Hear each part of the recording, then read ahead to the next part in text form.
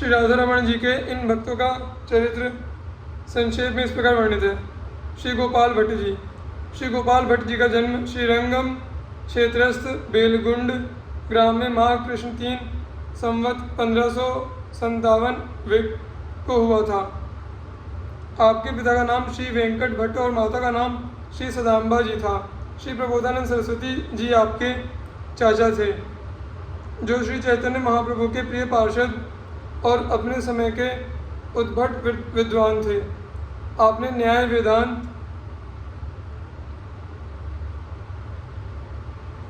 व्याकरण, साहित्य आदि की शिक्षा इनसे प्राप्त की। श्री चैतन्य महाप्रभु ने दक्षिण भारत की यात्रा करते समय चातुर्मास से आपके यहाँ ही बिताया था। उस समय आप मात्र 11 वर्ष के थे, अतः आपको महाप्रभु की गोद में बैठकर व्रजलीला के निगूढ़तम रहस्यों का उस अल्प अवस्था में ही श्रवण करने का सौभाग्य प्राप्त हुआ। चातुर्मासिक की समाप्ति के बाद जब महाप्रभु पुनः तीर्थाटन पर जाने लगे तो आपने भी साथ चलने का आग्रह किया।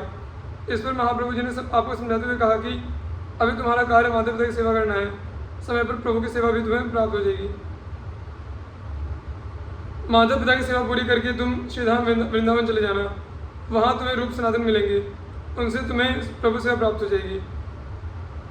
आपने महाप्रभु जी के आदेश का अक्षरशः पालन किया। जब माता पिता का परम धाम गमन हो गया तो आपने श्री ब्रज वृंदावन की राह पकड़ी और वहाँ पहुंचकर श्री रूप सनातन के दर्शन किए तथा उनकी सन्निधि में रहते हुए अनेक भक्ति ग्रंथों का अध्ययन, ब्रज के तीर्थों का उद्धार, वैष्णव ग्रंथों का प्रणयन और भक्ति का प्रचार किया। रूप सनातन के द्वारा आपके वृंदावन आगमन की सूचना जब महाप्रभु को मिली तो वे बहुत प्रसन्न हुए और एक वैष्णव के हाथ आशीर्वाद रूप में श्री जगन्नाथ भगवान की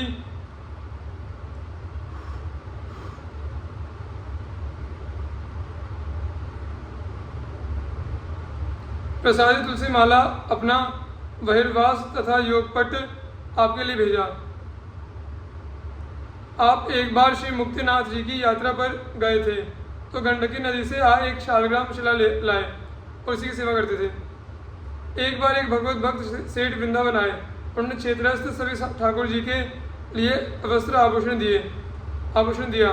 इसी क्रम से वे आपके पास आए श्री ठाकुर जी के लिए वस्त्र आभूषण देने लगे। आपने सोचा कि हमारे श्री ठाकुर जी तो शालग्राम भगवान ही है, उनको हम कैसे वस्त्र आभूषण धारण कराएं।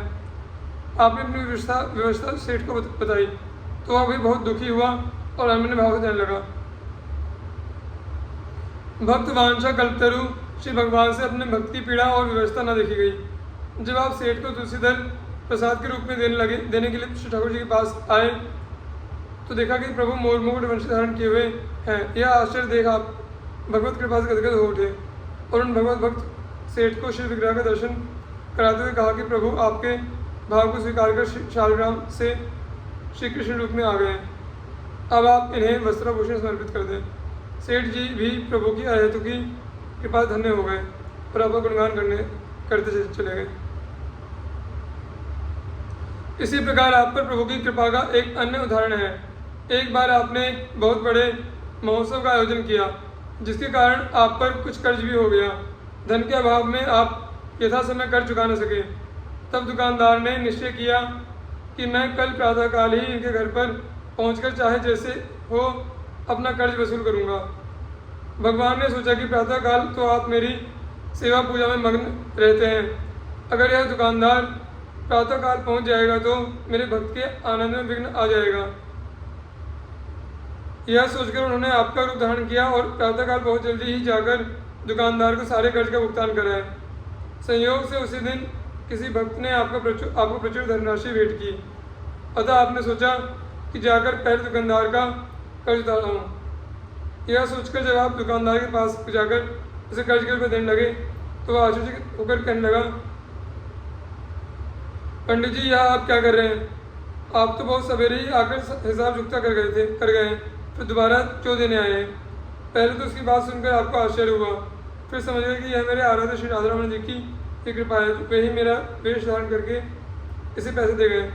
मन ही मन प्रभु कृपा का विचार करते हुए आप गदगद हृदय से वापस लौट आए।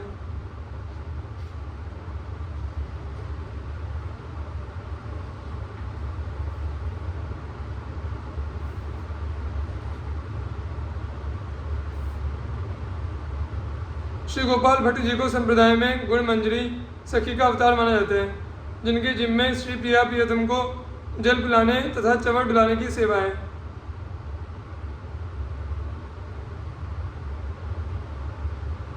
श्री गोपाल भट्ट जी अपने परमाराध्य श्री राधा रमण लाल जी को अत्यंत अनुराग में पककर अनेक प्रकार के राग भोग सेवाएं प्रस्तुत करते थे।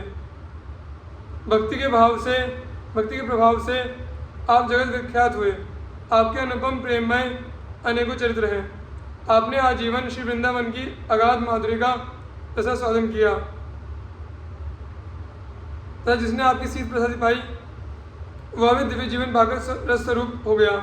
आप जीव मात्र के गुण को ही ग्रहण करते थे, अवगुणों को ध्यान में नहीं लाते थे। आप बड़े ही करुणाधाम, धर्म के सेतु, कुल तथा भक्तराज थे। श्री प्रियदास जी ने श्री गोपाल भट्ट जी के वृंदावन और कृष्ण प्रेम का इस प्रकार निरूपण किया है। श्री गोपाल भट्ट जू के हिये वे रसाल बसे, लसे यो प्रगट राधा रवन स्वरूप हैं। नाना भोग राग अति अनुराग पगे जगे, जग माही हित कौतुक अनूप है। वृंदावन माधुरी अगाध को स्वाद लियो, जियो जिन पायो शीत भय रस रूप है। गुण ही को लेत जीव अवगुण को त्यागी, देत करुणा निकेत धर्म सेत भक्त भूप है। श्री गोपाल भट्ट ने अनेक नवीन ग्रंथों का प्रणयन किया, अनेक ग्रंथों पर टीकाएं लिखी। आषाढ़ शुक्ल 5 शक संवत 1507 में आप नित्य लीलालीन हो गए। श्री अली भगवान भक्तमाल के आधार पर श्री अली भगवान का काल संवत 1650 के आसपास प्रतीत होता है। आप प्रारंभ में भगवान श्री राघवेंद्र सरकार के अनन्य भक्त थे, परंतु बाद में युगल किशोर ने आपके मन को ऐसा मोहा कि आप सदा के लिए शिव धाम वृंदावन में बस गए और आजीवन श्री प्रिया प्रीतम की सेवा में संलग्न रहे। आपके आराध्य परिवर्तन की कथा बहुत अद्भुत है। एक बार की बात है, आप श्री रामलीला देख रहे थे।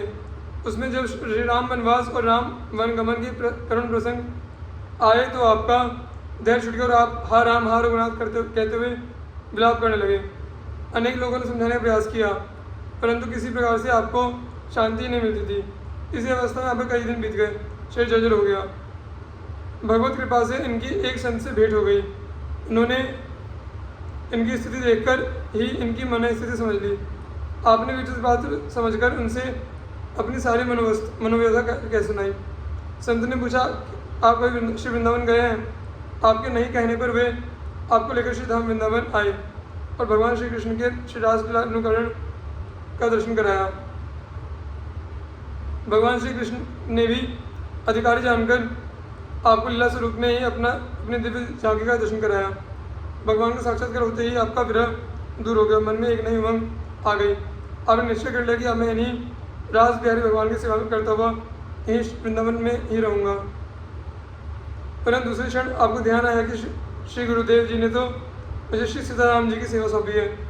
ऐसे में उनकी सेवा छोड़कर श्री रास बिहारी जी की सेवा करने से कहीं भगवत अपराध ना बन जाए। अंत में आपने निश्चय किया कि अब मैं श्री सीताराम जी की ही श्री रास बिहारिणी के रूप में सेवा करूँगा। इस प्रकार श्री रास बिहारी जी की सेवा में रहते हुए भी आपकी श्री सीताराम जी के प्रति अनन्यता बनी रही।